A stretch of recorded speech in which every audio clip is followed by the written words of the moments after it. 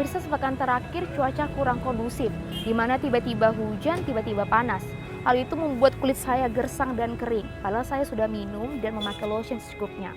Nah, agar kita lebih tahu penanganan apa yang harus saya lakukan, kita langsung berbincang-bincang dengan dokter spesialis kulit yang ada di Rumah Sakit Evarina Brastagi. Yuk ikuti saya.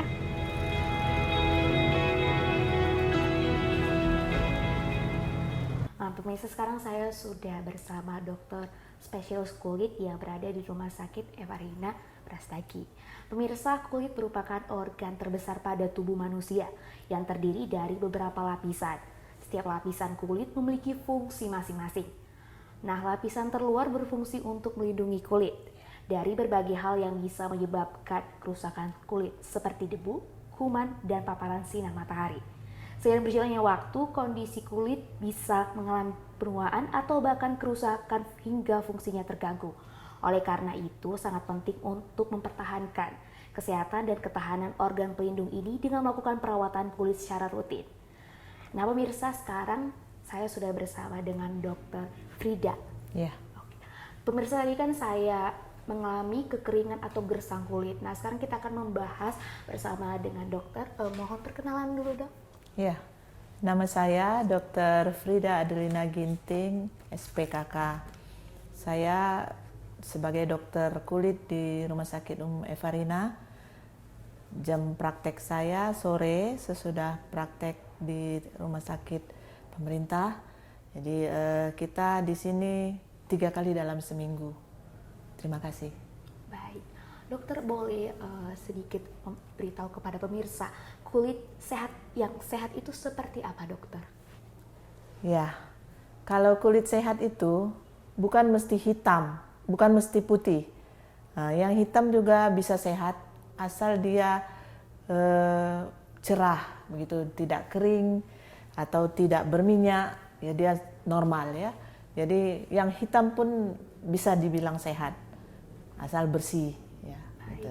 Untuk pertanyaan selanjutnya, dokter, bisa dijelaskan, dokter, ada berapa jenis kulit manusia, dokter?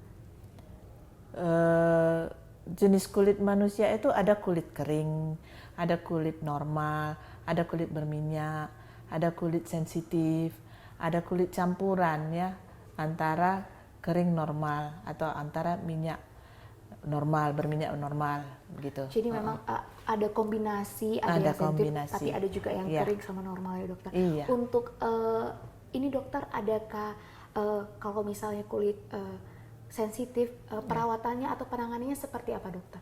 Oh, untuk kulit yang sensitif itu ya memang ada sedikit perawatan yang lebih intensif ya daripada yang orang yang mempunyai kulit normal.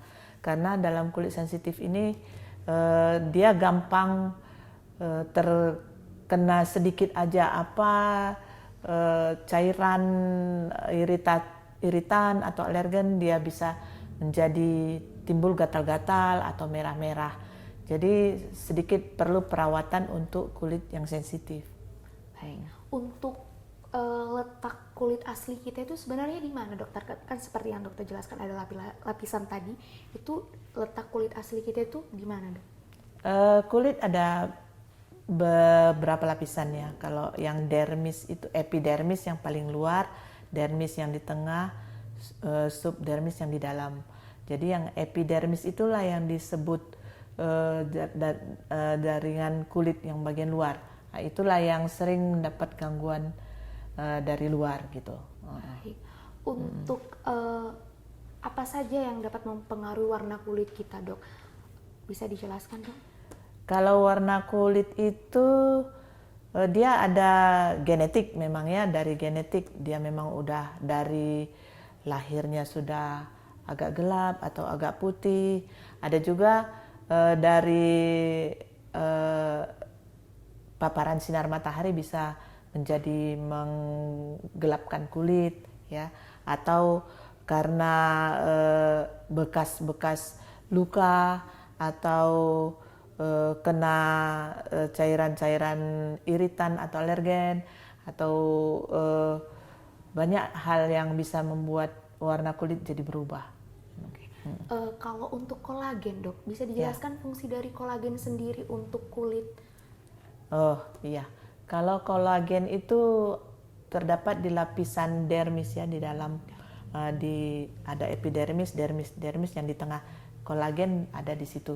Jadi untuk lapisan kolagen ini dia untuk membuat kulit lebih kencang, ya, kulit kencang. Makanya cuman kalau kolagen ini waktu anak-anak sampai umur 17-an sampai umur 30-an itu masih berproduktif aktif ya.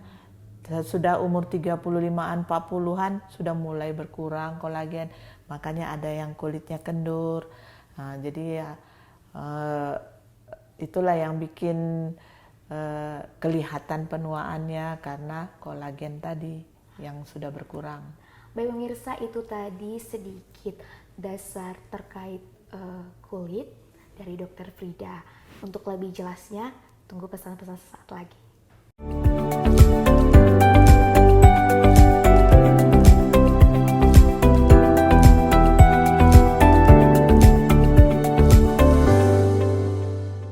Baik pemirsa, masih bersama dengan Dokter Frida.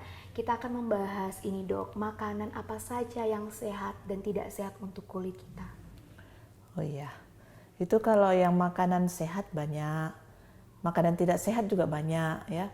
Kalau makanan sehat umumnya yang seperti yang kita dapatkan dulu sewaktu masih sekolah, 4 sehat 5 sempurna itu ya.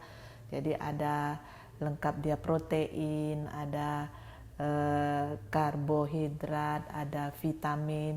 Untuk kulit ini umumnya yang paling penting itu, yang paling perlu itu vitamin ya, terutama vitamin C ya, vitamin E itu untuk kulit ya. Dan makanan-makanan yang tidak sehat itu seperti yang terlalu banyak mengandung minyak, yang terlalu pedas, yang terlalu banyak mengandung pengawet ya, pengawet makanan.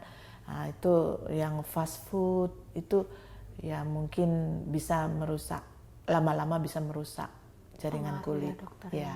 Selain pola makan sehat, mungkin lifestyle gaya hidup juga mempengaruhi ya dok? Boleh, iya betul itu.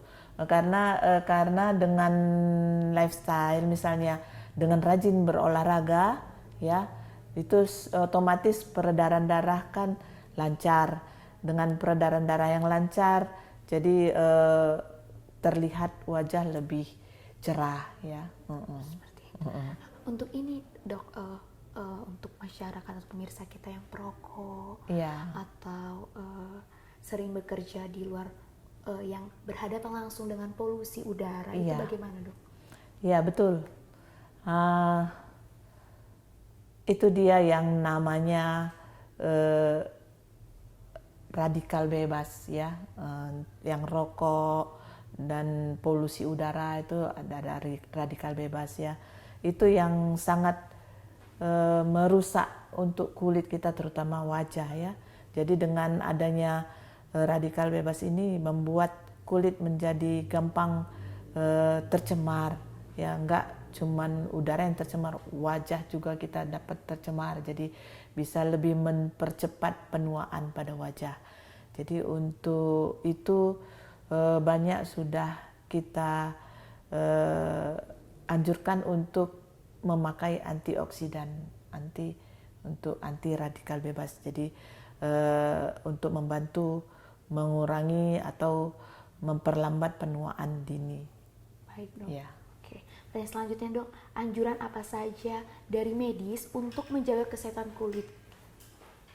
Anjurannya itu ya untuk menjaga kesehatan kulit, yang penting itu selalu berusaha untuk selalu membersihkan kulit, berusaha untuk memberikan pelindung pada kulit, bisa itu pelembab atau bisa itu pelindung matahari ya. Jadi mungkin dengan pakaian yang bisa menutup kulit, menghindari langsung terpapar sinar matahari Ya, Baik, mungkin seperti itu. itu. Berarti seperti yang dokter jelaskan tadi untuk pemirsa atau masyarakat yang memang mengharuskan kerja di luar. Ya. Jadi memang untuk tabir surya itu Ya, pelindung matahari atau tabir surya sangat dibutuhkan. sangat dibutuhkan. Jadi kalau lotion nih dok, adakah jenis lotion seperti kita tahu kan banyak lotion yang niacinamide atau mengandung vitamin C yang dianjurkan dari medis sendiri, bagaimana dok untuk menjaga? Itu di dalam kandungan lotion itu selalu ada dibikin, ada kandungan apa.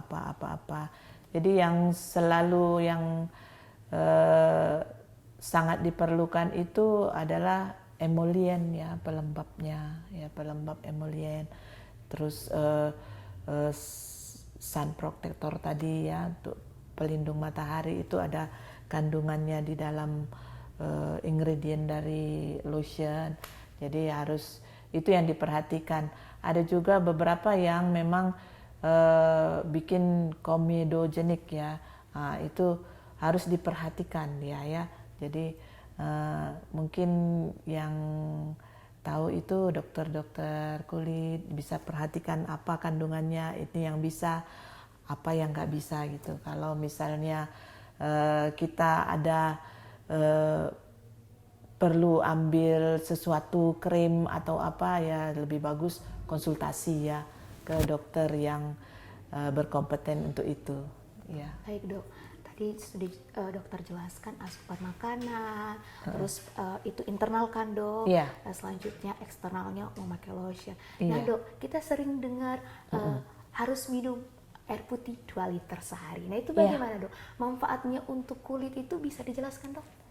Iya, itu kan memang kulit ini kan yang paling luas dari seluruh permukaan tubuh, semua ada lapisan kulit. Jadi disitulah yang perlu air ya. Air itu perlu untuk melembabkan permukaan kulit kita. Jadi memang sangat dibutuhkan air untuk melembabkan kulit. Ya. Jadi untuk pemirsa yang mungkin sedikit malas untuk minum dok, boleh ditingkatkan lagi ya dok, karena fungsi dari air sendiri. Ya, itu yang paling penting. Sebetulnya yang utama malah air ya untuk kulit kita, karena air yang paling banyak disebarkan ke kulit ya, bukan cuma di dalam tubuh aja. Paling diperlukan di kulit. Jadi yang 2 liter itu mungkin berapa persen lebih banyak ke kulit ya. Oke, baik.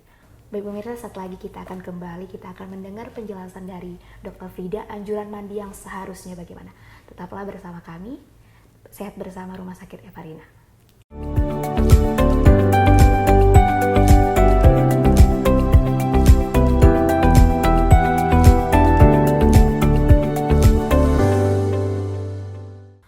Baik pemirsa, masih bersama Dr. Frida di sini. Kita akan mendengarkan penjelasan Dr. Frida. Dok, anjuran mandi yang sebenarnya itu berapa kali dalam sehari, dok?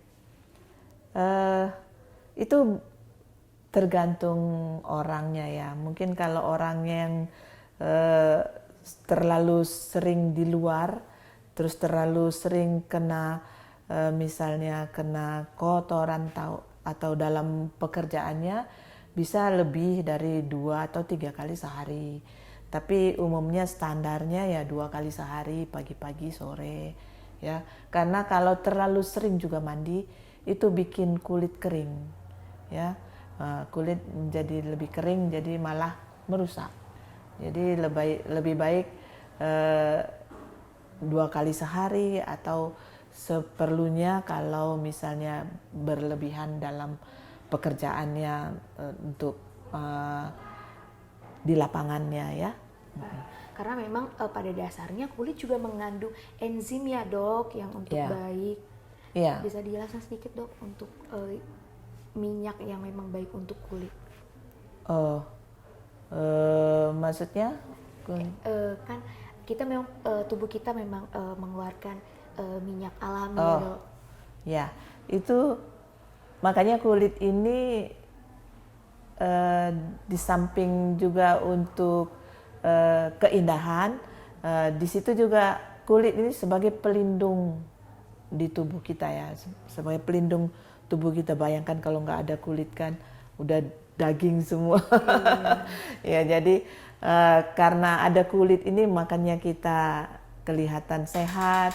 Jadi misalnya kalau ada kelainan pada kulit, banyak yang pasien gitu yang mungkin ada alergi jadi kulitnya terkelupas semua, itu pasti dia merasa kedinginan ya, karena kulitnya terganggu, karena kulit sebagai pelindung tubuhnya terganggu. Juga di kulit ini kan ada dia memang kelenjar itu yang bisa bikin untuk pelindungan kita untuk dari dingin, dari panas. Nah, disitulah fungsinya kelenjar-kelenjar yang di bawah kulit kita. Baik, Dok. Dok, penyakit kulit apa saja sih paling umum terjadi pada manusia? Oh, banyak penyakit kulit yang sering Kasusnya yang sering terjadi. kasus yang sering, apalagi kita di rumah sakit Evarina ya, banyak karena alergi obat. Ada umumnya kan pasien yang di daerah, yang di kampung itu suka beli obat-obat yang bebas dijual di warung-warung ya. Di situ kan tidak ada peraturan dokter untuk memakannya. Jadi kadang-kadang itu ada sebagian orang dia tidak tahan makan obat sembarangan. Jadi itu yang bisa menyebabkan alergi kulit, alergi obat karena makan obat. Jadi itu yang sering datang ke rumah sakit Evarina ya, alergi obat, ya ada penyakit jamur kulit. Ya, bukan jamur untuk makanan ada yang ada kan, jamur di kulit juga ada. Jadi yang kita hindari jangannya untuk penyakit jamur kulit, jangan ya. Itu yang sering saya dapatkan di praktek ataupun di rumah sakit ya, jamur kulit, alergi, dermatitis kontak alergi itu misalnya pada saudara-saudara kita petani, dia suka pakai pompa pestisida, itu bikin dermatitis kontak alergi ya.